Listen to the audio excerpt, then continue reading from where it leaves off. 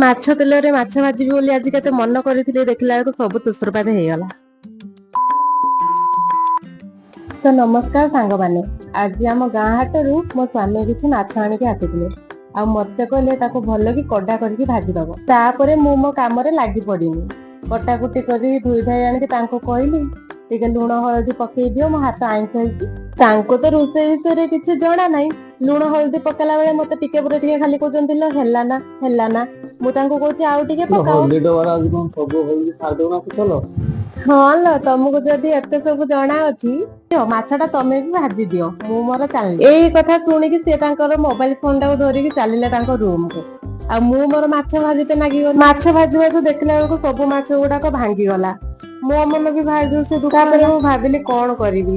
ମୁଁ ପୁଣି ଯାଇକି କଡେଇଟାକୁ ଆଉଥରେ ଭଲିକି ଧୋଇ ଦେଇକି ଆଣିଲି। ଦେଖିବା ଏଥର ଯଦି ଠିକ ଠାକ ହବ।